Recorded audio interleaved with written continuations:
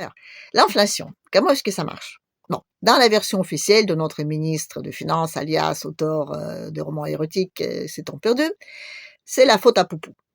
Et et c'est vrai que, bah, quelque part, je lui donne pas tort. Oui, oui, oui, c'est un peu la faute à Poupou. Mais bon, regardons ça de plus près.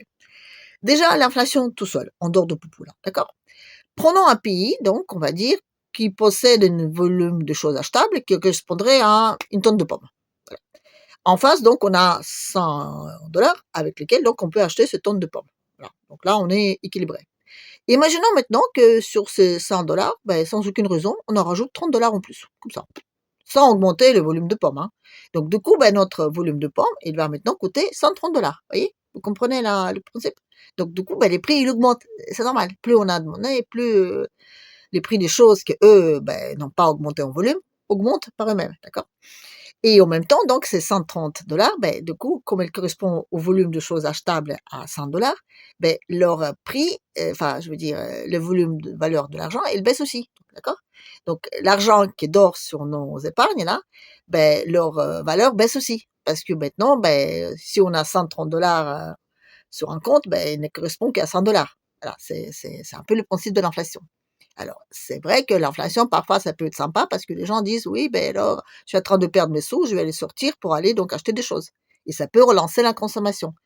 Sauf que, ben, l'Europe a décidé d'augmenter donc les taux d'intérêt. Du coup, les gens disent: «Oui, bon, finalement, vu les taux d'intérêt, je vais peut-être attendre, voir ce qui se passe et puis je vais laisser les sous donc sur le compte». Comme ça, les gens ne retirent pas leurs sous parce qu'il ne faut pas que les gens retirent leurs sous. On a quand même besoin des épargnes là. Enfin, on verra ça pour plus tard pourquoi. Mais bon, c'est pas ça la raison. Donc maintenant, imaginons donc un pays dans lequel, ben, il y a une autonomie monétaire. On va dire que c'est un pays souverain, d'accord? Souverain entièrement. Donc eux, ils peuvent décider, créer ou pas créer l'inflation chez eux et un peu compenser de ce qui se passe à l'extérieur. C'est par exemple le cas de Turquie. Sauf que Turquie, si elle crée l'inflation à l'intérieur de son pays, ça ne joue pas à l'extérieur. Parce que ben, ça se passe chez elle, d'accord? Alors, il va pas avoir ailleurs son inflation à elle. Mais imaginez maintenant que ben, c'est la même chose aux États-Unis. Si les États-Unis, d'un seul coup, ils se mettent à imprimer plein, plein, plein de billets. Ben, comme le dollar est une monnaie ben, mondiale, parce que tous les commerces au monde se passent avec le dollar, ben, du coup, ça crée une inflation partout dans le monde. Parce que ben, les avoirs de tous les gens, ben, eux, ils baissent aussi dans leur valeur. Vous voyez? C'est un peu embêtant, quoi. Et puis surtout que bah là, vous avez par exemple deux pays donc, qui n'ont rien à voir avec les Américains là-bas, qui commencent à commercialiser entre eux. Ben, pour faire le commerce entre eux, ils ont obligé de le faire avec des dollars parce que c'est comme ça, c'est la loi internationale. Voilà. Et s'ils le font en dehors de dollars, ben, les Américains ils sont pas contents, ils vont envoyer donc leurs trucs pour sauver la démocratie et tout ça. Donc oui, donc ils sont obligés de faire ça avec le dollar, toujours. Les dollars, ben, ça a devenu un peu comme de l'or, voilà, même si c'est pas de l'or. Finalement, les Américains, ils ont inventé un truc génial. Ils ont fait comme les alchimistes avant, et ils ont fait de l'or avec du papier. Sauf que ben, c'est toujours quand même du papier. Parce que depuis quelques années, ben, on peut plus les changer, les dollars contre l'or. Alors, il y a des pays aujourd'hui qui se disent, ben, si on sort un peu de ce système-là danois, qui nous fait quand même perdre beaucoup d'argent, et qu'on fait aussi nos propres monnaies, que eux, on va échanger contre l'or. Vous voyez?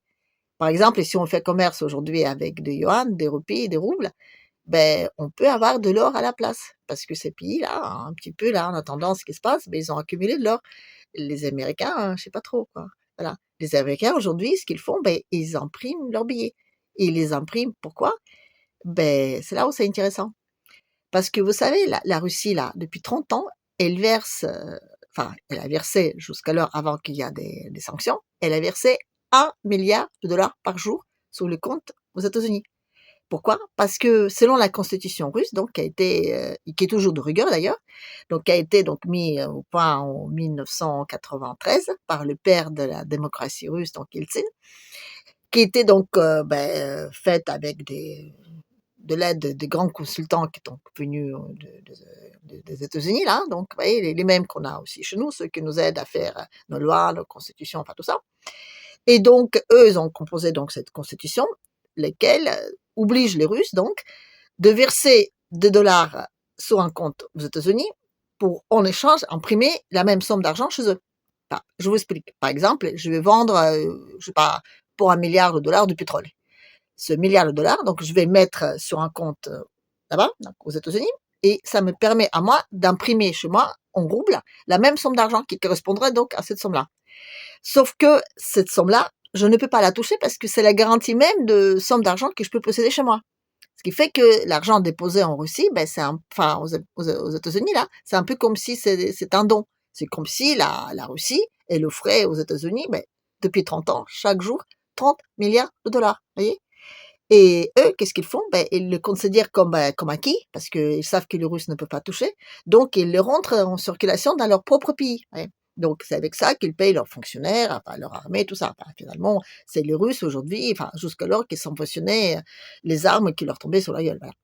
Donc, alors, c'était comme ça, ben, jusqu'à sanction. Voilà. Sauf que, depuis qu'il y a des sanctions, oui, les Russes, ils n'ont pas droit donc retirer cet argent, mais ça, c'était toujours comme ça, mais ils n'ont pas droit de déposer. Ce qui fait que, comme s'ils peuvent pas déposer le dollar sur ce compte, eux, ils ne peuvent pas en imprimer. Donc, ça supposait de ruiner leur industrie, leur commerce et tout le reste. Sauf que, ces cons-là, ils sont en train de faire les affaires avec d'autres choses que de l'art, quoi. Et du coup, même si, ils vendent beaucoup moins cher qu'avant, ils gagnent plus d'argent parce qu'ils n'ont plus obligé de renverser leur moitié là-bas, quoi, aux Américains. Vous voyez? Vous comprenez un peu la logique? Les Russes, aujourd'hui, quoi qu'ils fassent, ils vont toujours sortir gagnants parce qu'ils n'ont plus à payer leur truc là. Vous voyez? 1 milliard de dollars par jour. La guerre en Ukraine, c'est peanuts. C'est pas ça qui coûte de l'argent là. Non, non, non, non. Les États-Unis, s'ils sont en train de râler, c'est pas parce qu'ils sont en train de donner de l'argent aux Ukrainiens, non. C'est parce qu'ils perdent de l'argent avec leurs histoires de sanctions. C'est pour ça que Poutine a dit que c'était complètement débile. Mais voilà, c'est comme ça. Et puis plus ça va continuer, plus le commerce en dehors de dollars va s'instaurer. Et du coup, cet argent-là, il va jamais rentrer. Et c'est pour ça qu'ils sont obligés d'imprimer. C'est pas de bol. Mais ce qui est intéressant avec cette constitution-là, que maintenant Poupou va changer parce que soi-disant il est méchant, il est, voyez le truc quoi qu'on dit. Ce que cette constitution-là, qui était donc validée d'abord par les Américains, quand il est rentré en Russie, les Russes n'ont pas voulu la voter. Non, les députés là, ils ont dit oh que non, ça va nous faire perdre plein de sous quoi. Et là donc notre père de démocratie russe là, Yeltsin, il est rentré les chars à Moscou, et il a tiré sur les Maisons Blanches et il y avait, je crois, à peu près 300 morts. Oui, c'est ça, entre les députés et leur entourage. Alors, vous voyez, ça refroidit un peu quand même. Hein. Donc, les mecs, ils ont dit, bon, d'accord, entre notre vie et puis, bon, voilà. Donc, la Constitution a été votée. Et les Russes, ils aimeraient bien, depuis toutes ces années-là, la changer. Mais voilà, on ne les laisse pas trop faire, c'est pas très simple. D'ailleurs, la banque donc centrale russe n'appartient pas aux Russes. C'est pas une banque nationale, voilà. Elle appartient à la banque, elle dépend directement de la banque américaine, de la banque centrale américaine, qui d'ailleurs non plus n'est pas une banque nationale. Voilà, c'est une banque privée. Et c'est pour ça que quand le gouvernement leur demande d'imprimer plus de sous, ils font un peu la tête parce qu'ils disent non, quoi, parce que eux aussi, ça leur fait perdre de l'argent. Donc, d'où cette discussion interminable. Voilà. Alors, je sais pas trop moi, comment ça marche donc en Europe. Je sais que les avoirs russes en Europe, je crois qu'ils sont toujours là, mais c'est les pépettes, les petits qu'ils font là, parce que des sous, quand ils dorment sur un compte, du coup, ils font des petits.